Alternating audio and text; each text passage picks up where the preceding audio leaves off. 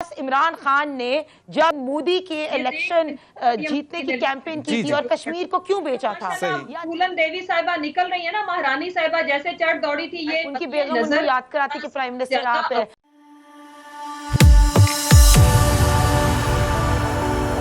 जय हिंद दोस्तों, मोदी देश में आपका स्वागत है। आपको पता होगा कि कुछ हफ्तों पहले नवाज शरीफ ने पाक आर्मी के खिलाफ एक बयान दिया था।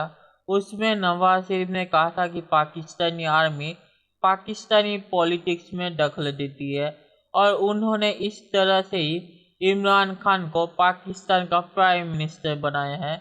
उसके बाद इमरान खान ने नवाज शरीफ को भारतीय एजेंट बोल दिया था और उसने कहा था कि नवाज शरीफ भारत के इशारों पर काम कर रहा है, जिसके बाद नवाज शरीफ पर पाकिस्तान में गद्दारी का केस बना दिया गया है। उस पर ही पाक मीडिया आज बात कर रहा है। पाक मीडिया बात करते करते इस वीडियो में नवाज शरीफ के मंत्री और इमरान खान के मंत्रियों के बीच बहुत ही ज़्यादा झड़प हो गई है। तो दोस्तों, इस वीडियो को आप पूरा ज़रूर देखिएगा क्योंकि ये वीडियो बहुत ही ज़्यादा मज़ेदार है। तो चलिए और इंतज़ार ना करके ये वीडियो देखते हैं। ये जो मुल्क दुश्मन ताकतें थी, उनके हाथों में खिलौना ना बनते। और ये मोदी के यार तो थे ही, लेकिन उसके अपने माथे के ऊपर ये जो स्टैंप इन्होंने खुद कर ली है, ये जो मुल्क दुश्मन एजेंडा। मियां मोहम्मद नवाज शरीफ पर जो गद्दारी का मुकदमा कायम किया गया है इस फाशिस्ट रजीम, बल्कि बेवकूफ रजीम ने, उसकी मैं शदीद मजम्मत करती हूँ। बल्कि मैंने ये भी पूछना था कि आपका नाम इस एफआईआर में है कि नहीं? नहीं नहीं है, मेरा नाम नहीं है इस एफआईआर में, मेरा नाम नहीं है। मैं आंसर कर दिया आपको। जो लोग कश्मीर को बेचते हैं ना, वो लोग गद्दार है। जिन लोगों ने मोदी की जीत के ऊपर दुआएं मांगी थी, वो लोग गद्दार है। जिन लोगों ने सीपेक पे प्रोपेगेंडा किया, इनके शहबाज गिल, वो गद्दार है। आपने अभी कहा कि इंडियन एजेंट से मरियम बीबी की न्यूज आ रही है मुलाकात की। जी, मैंने शहबाज गिल का नाम नहीं लिया था जी। कि खोकर पैलेस में, हाँ आपने नहीं लिया लेकिन मैं ले रही हूँ। शहबाज गिल ने अपनी ट्विटर पे कहा कि खोकर पैलेस में, खोकर हाउस में मरियम बीबी की मुलाकात हो रही है इंडियन एजेंट से। सबसे पहले सैफ खोकर की आ गया बयान कि तुम झूठे हो, तुम जिस मर्जी पे झूठ बोलते हो। आप मुझे बताएं कि अगर यहाँ इंडियन एजेंट्स फिर रहे हैं, इसका मतलब शहबाज गिल साहब तो हमारी आईएसआई और प्रीमियर जो एजेंसीज हैं उन पे शक व शुबा डाल रही है, इस हुकूमत पे शक व शुबा डाल रही है कि जब वो इंडियन एजेंट्स आए तो उनको वीजा किसने दिया। चले बिल्कुल ये इस पे भी आते हैं। हिना साहिबा, अगर सारी बातें आपने इसी अभी बोल जानी है तो आगे प्रोग्राम में क्या बात करेंगी? मैं आता हूं, इन तमाम मामला पर बात करेंगे, सब्र करें जी। मुसर्रत जमशेद चीमा साहिबा, ये एफआईआर एक तो ये कि आपने कटवाई है, क्योंकि अभी हिना साहिबा ने कहा कि जी हुकूमत ने एफआईआर कटवाई है, एक तो ये वाजे कर दें। और एक स्टेटमेंट भी दी जाए। ये तो 2-2 घंटे की स्पीचेस माशाल्लाह से फरमा रहे हैं, पूरा ज्ञान दे रहे हैं कि ये किस किस तरह से रियासती इदारों पे और स्पेशली आर्म फोर्सेस को जिस तरह से ये अटैक कर रहे हैं। तो फिर इनको बताया जाए कि बाकी ममालिक में स्पेशली इंडिया। मुसर्रत साहिबा, मुझे ये भी बता दें कि ये जो हिना परवेज भट्ट साहिबा ने बताया कि शहबाज गिल साहब की ट्वीट है, मुझे नहीं मालूम था, मुझे तो खबर पता चली थी, कहीं चल रही थी कि जी इस तरह कोई इंडियन से मुलाकात हुई। आप क्योंकि लाहौर में बैठी हैं, आप लोगों के इस बात का कोई इदराक था? क्योंकि कहा यह जाता है कि इनकी कोई शुगर मिल्स या इस तरह की कोई मिल्स थी जहां पे कुछ इंडियन वर्कर्स काम करते थे, शायद वो हो। नहीं जी, शायद की तो इसमें बात ही कोई नहीं रहेगी। शक्को शुबा की बात इसलिए नहीं रहेगी कि आज बहुत सारे चैनल्स ने मोदी का इंडिया के अंदर वो क्लिप चलाया जब वो माशाल्लाह पाकिस्तान में इनकी एक फोन कॉल पे दौड़े हुए आए थे। पूरा आपको पता है, जितने भी मोदी के साथ उस वक्त जो लोग आए थे, किसी एक शख्स का भी वीजा नहीं लगा हुआ था। उसके बाद इन्होंने अपनी शुगर मिल्स और इन तमाम चीजों के जिस तरह से इंडिया एंड रॉ एजेंसी को सहूलतकारी दी, और ना सिर्फ इंडिया एंड रॉ एजेंसी को, इन्होंने पाकिस्तान दुश्मन जितनी भी कुव्वतें, उन सब के लिए सहूलतकार मुल्क में ऐसे लोगों को इनको बताया जाए कि गद्दार ही कहा जाता है दुनिया की तमाम लैंग्वेजेस के अंदर। और ये जो माशाल्लाह फूलन देवी साहिबा निकल रही है ना, महारानी साहिबा जैसे चढ़ दौड़ी थी, ये ना समझे कि ये नैब का इदारा होगा। ये जरा इस मुल्क की गलियों में, मैं इनको चैलेंज करती हूँ, हम एक साइड पे बैठ जाते हैं हुकूमत और रियासती इदारे, ये गलियों में निकल के दिखाए, अवाम इसको गंदे अंडे और टमाटर मारेगी। बिल्कुल सही। मुसर्रत साहिबा आपका जवाब। आजिज भाई, आज मुझे तो जवाब मैं आपकी तरफ भी आ रहा हूँ। हिना साहिबा आपकी तरफ भी आऊंगा, प्लीज। हिना साहिबा आपकी तरफ भी आऊंगा, प्लीज। देखिए पिछले सेगमेंट में, प्लीज मेरे पास टाइम कम है, इस तरह ना करें। हिना साहिबा आपकी तरफ भी आऊंगा। गंदे अंडे वाली हिना साहिबा ने बाहर निकलना है ना, हिना साहिबा आपकी तरफ भी आता हूँ। एक मिनट आजिज भाई, मुझे सिर्फ इतना बता दें कि आज नैब के एग्जीक्यूटिव इजलास में जो मीटिंग हुई उसमें ये डिसाइड हुआ है कि जो बिलियन ट्री सुनामी है, जो बिलियन ट्री, उसके ऊपर भी इन्वेस्टिगेशंस हो रही हैं। तो अब आपको अक्रॉस द बोर्ड इन्वेस्टिगेशन होती नजर आ रही है, क्योंकि मौलाना आप मुझे बताइए, हमें कहते हैं कि हम इंडियन एजेंट से मुलाकातें करते हैं, इन्होंने आजाद कश्मीर के इलेक्टेड प्राइम मिनिस्टर पे गद्दारी का मुकदमा दर्ज कर दिया। आज तक मैंने मुशर्रत आपकी बात नहीं काटी, मेरी दरमियान में बात ना काटे, आपने आराम से अपने टाइम में बात की है, क्रॉस कटिंग ना करें। हिना बात मुकम्मल करें। जी हिना बात मुकम्मल करें। बात मैं यही कह रही हूं कि Raja Farooq Haider, elected prime minister Azad Kashmir, उनके ऊपर गद्दारी का मुकदमा इनकी हुकूमत ने क्यों दर्ज किया? इस तरह तो इंडिया भी ऑक्यूपाइड कश्मीर में गद्दारी के मुकदमे नहीं दर्ज करता। इन्होंने प्राइम मिनिस्टर ऑफ आजाद कश्मीर और 3 रिटायर्ड जनरल पे भी गद्दारी का मुकदमा दर्ज कर दिया। पहली चीज। दूसरी बात, शेख रशीद साहब से मेरे भी बड़े सवाल है जो मैं करना चाहती हूँ। जरा क्विकली जी, मेरे पास सेगमेंट में टाइम कम है, जरा तेजी से प्लीज। मैं 5-7 सवाल है जल्दी से पूछ लूंगी। उन्होंने मुझे बताया शेख रशीद साहब के उन्होंने फौज को सियासत में घसीटने की क्यों कोशिश की। शेख रशीद साहब मुझे ये बताएं कि उनके बॉस इमरान खान ने जब मोदी के इलेक्शन जीतने की कैंपेन की थी और कश्मीर को क्यों बेचा था, या धरने की फंडिंग कहां से हुई थी, या जो पुलिस पे अटैक हुआ था धरने के टाइम पे, या सिविल डिसोबीडियंस हुई थी, या बिल जलाए थे, उसका प्लान लंदन में बना था। जब एटॉमिक टेस्ट्स हो रहे थे जो मियां मोहम्मद नवाज शरीफ ने किए, तो शेख रशीद साहब पाकिस्तान से क्यों भाग गए? 23 फॉरेन फंडिंग के जो बेनाम अकाउंट है, उनके पैसे कहां से आए? वो इंडिया से पैसे आए। और कश्मीर का सौदा इन्होंने क्यों किया? ये भी बड़े सवाल है जो शेख रशीद साहब हमें आंसर कर दें। हम कोई ना कोई ऐसा रास्ता जरूर निकाल लेंगे। प्राइम मिनिस्टर साहब तो टीवी पे देख के बताते हैं कि डॉलर की प्राइस इंक्रीज होगी, मुझे तो नहीं पता था। उनकी बेगम उनको याद कराती कि प्राइम मिनिस्टर आप रिपोर्टर नहीं है न्यूज के। देखिए इनको क्या पता, जो 6 लाख का जूता पहन के, कोई 50 लाख की घड़ी पहन के जो बेगम साहिबा तशरीफ लाती हैं, जिनके मियाँ की, इनको बताएं कि होती है न्यूज के, कहते हैं गैस खत्म होने वाली है, आगे गैस का बुरान आएगा, वो याद करा। चलिए दोस्तों, वीडियो पर बात करते हैं।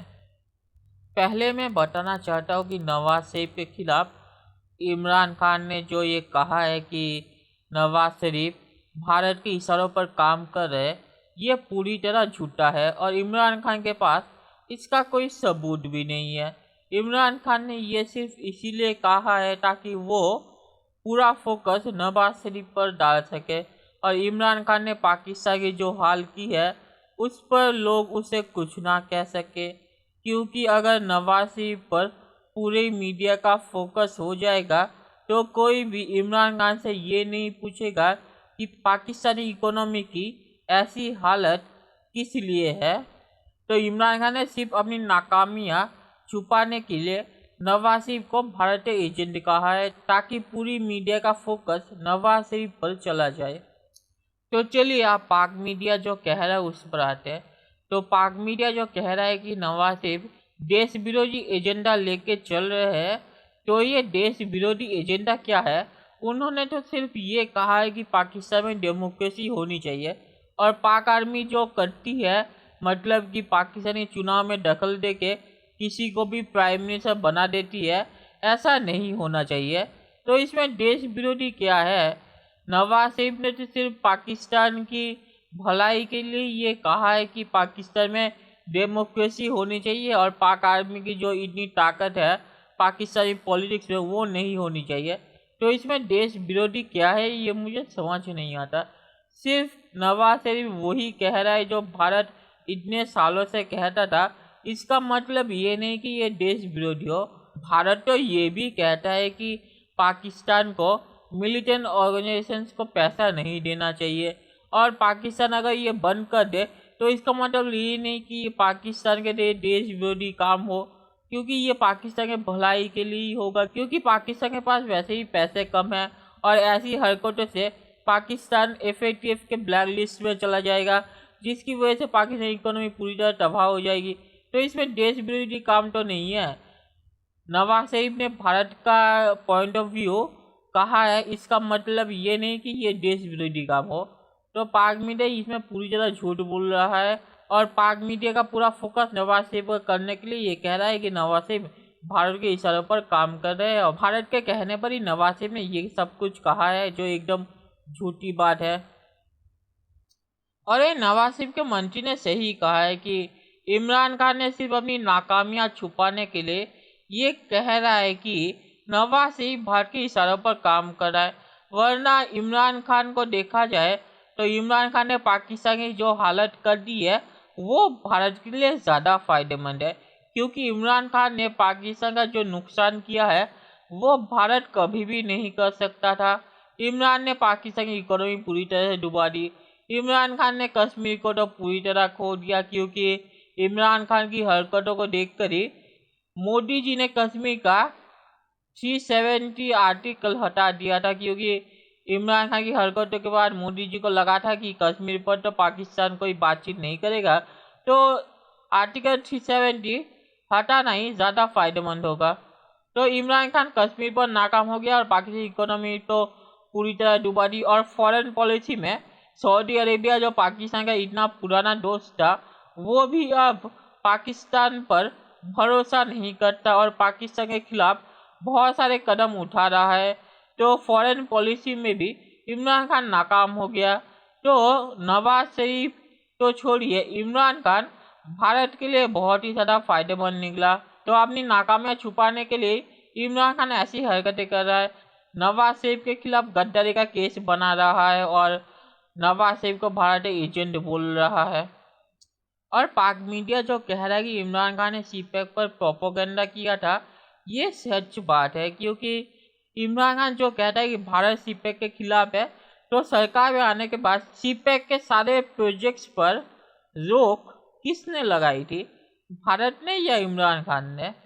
इमरान खान ने सरकार में आने के बाद सीपैक के सारे कामों को 3 साल के लिए रोक दिया था। तो इमरान खान जो कहता है कि भारत सीपैक के खिलाफ है, असल में इमरान खान ने ये सब हरकतें की थी और अब वो भारत का नाम ले रहा है अपनी नाकामियां छुपाने के लिए। तो इमरान खान तो हर चीज़ में झूठ बोलता है, तो नवाज शरीफ पर ऐसा झूठा केस बनाना कोई बड़ी बात नहीं है इमरान खान के लिए। और इमरान खान क्या हरकतें कर रहा है ये मुझे समझ नहीं आता, क्योंकि कुछ दिनों पहले उसने कहा था कि नवाज शरीफ अजीत डोभाल से मिला है लंदन में। अब वो ये कह रहा है कि पाकिस्तान में मरियम शरीफ ने भारतीय लोगों से मिली है पाकिस्तान के अंदर। तो पाकिस्तान के अंदर आने का वीज़ा किसने दिया? इमरान खान ने। इमरान खान ने ऐसा वीज़ा उन भारतीयों को क्यों दिया? तो ऐसा बेवकूफ़ाना आरोप कौन लगाता है ये मुझे समझ नहीं आता, क्योंकि 2 सवालों से ही इस आरोप की पूरी सच्चाई निकल आती है। तो इमरान खान अपनी नाकामियां छुपाने के लिए ऐसे बेवकूफ़ाना आरोप लगा रहा है कि नवाज शरीफ के सारे लोग भारतीय एजेंट से मिल रहे हैं लंदन में और पाकिस्तान में। तो मुझे इसमें ज़्यादा कुछ बोलने की अब ज़रूरत नहीं है। और पाक मीडिया जो कह रहा है कि नवाज शरीफ पाकिस्तानी आर्मी पर अटैक कर रहे हैं, तो नवाज शरीफ ने जो कहा है वो क्या झूठा है?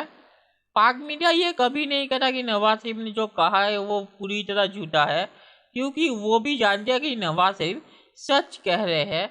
और सच बोलने पर अगर पाक आर्मी पर अटैक होता है तो इसमें पाक आर्मी का प्रॉब्लम है।